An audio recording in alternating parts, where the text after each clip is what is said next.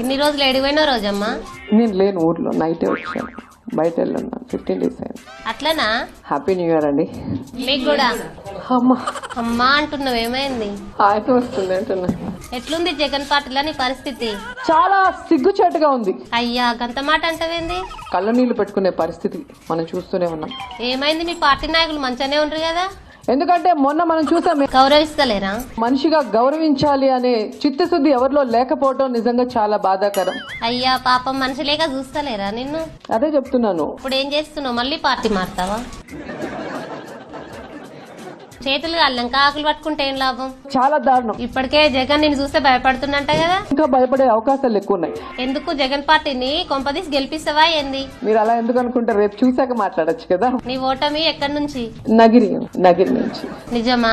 Open గా చెప్తున్నా, ఫ్రెండ్లీగా, మీరు అందరు ఫ్రెండ్స్ కాబట్టి చెప్తున్నాను. మేము కూడా ఎవరు చెప్పంతి.